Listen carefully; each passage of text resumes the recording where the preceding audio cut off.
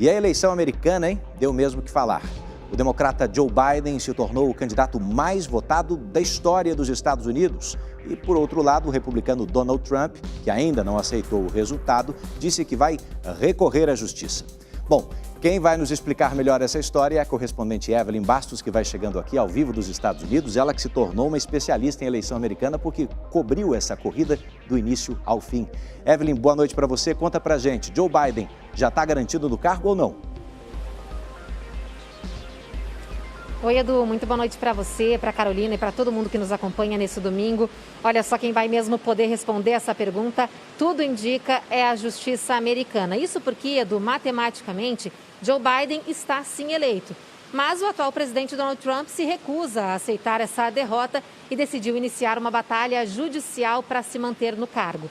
Ele formou aí uma grande equipe jurídica para contestar essa eleição que, segundo ele, foi fraudada. Até o momento, Trump não apresentou nenhuma prova das suas acusações, mas parece estar tranquilo. Hoje até jogou golfe pelo segundo dia consecutivo e segue dizendo que foi o verdadeiro vencedor desta eleição.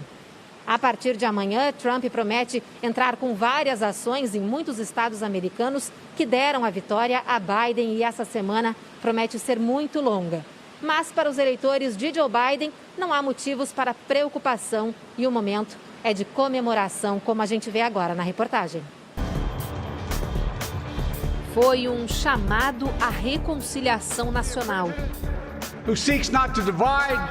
No primeiro discurso como presidente eleito dos Estados Unidos, ontem à noite, o democrata Joe Biden disse que vai se empenhar para ganhar a confiança dos eleitores de Donald Trump.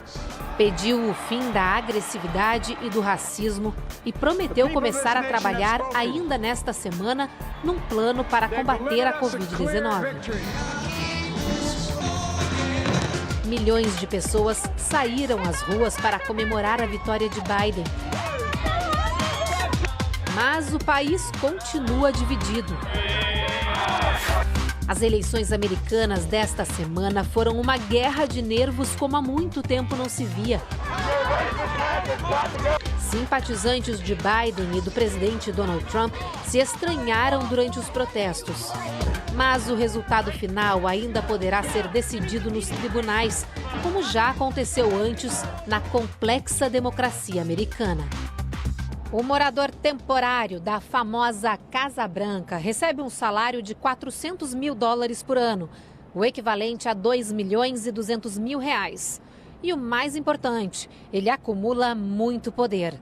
O presidente dos Estados Unidos lidera o exército mais bem equipado do mundo e também a maior economia.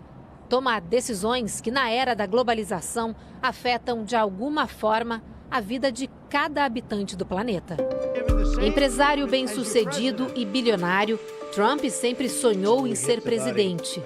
Não pelo dinheiro, tanto que cumpriu a promessa feita durante a campanha em 2016 e desde a posse doou todo o salário para órgãos públicos e projetos sociais.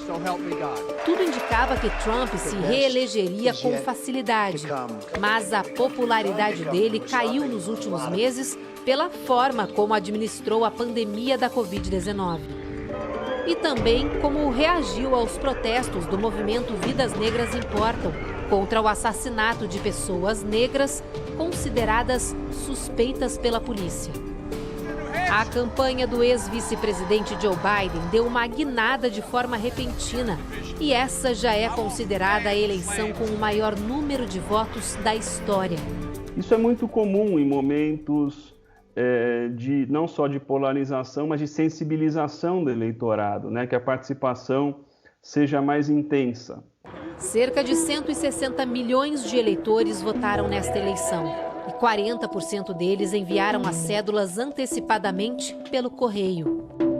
Foi uma forma de evitar filas e aglomerações num momento em que o número de mortes pelo coronavírus chega a quase 240 mil.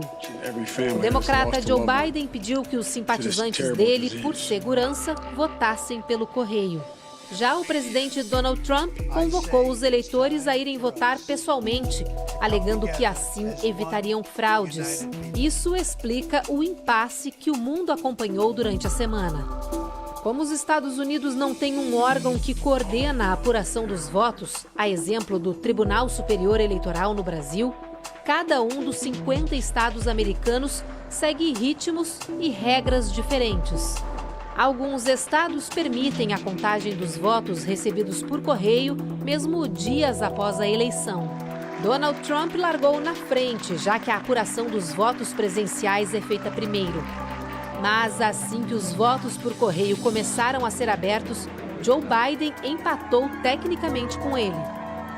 A disputa ficou então concentrada em 4 estados-chave: Nevada, Pensilvânia, Geórgia e Carolina do Norte, justamente onde havia mais votos por correio para receber e computar.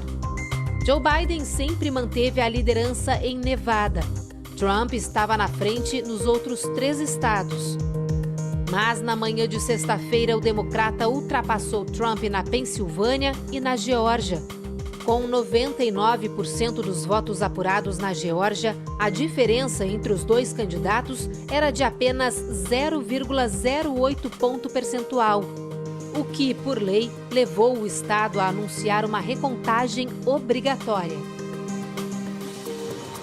Advogados do Partido Republicano também entraram com uma série de recursos para pedir recontagem em 4 estados e para interromper a apuração dos votos enviados por correio, alegando que eles são ilegais.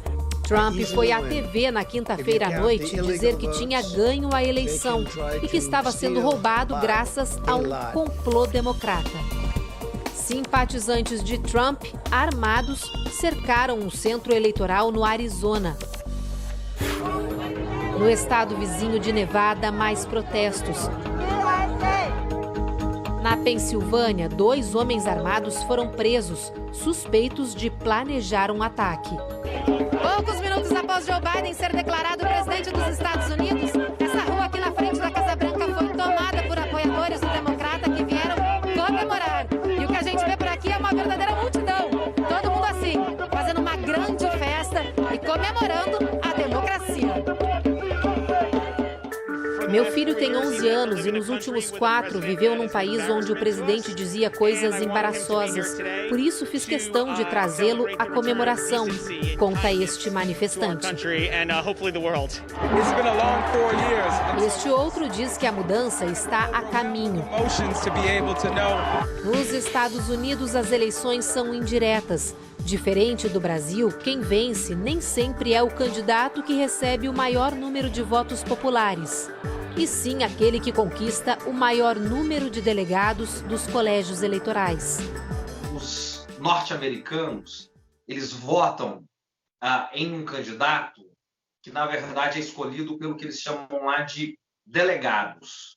Então, os delegados é que vão, na verdade, eleger de acordo com o voto dos cidadãos.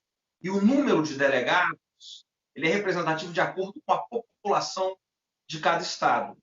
No caso de Biden, ele ganhou em ambas as votações. Foi justamente a Pensilvânia que ontem garantiu a ele os 270 votos mínimos necessários para se tornar presidente dos Estados Unidos.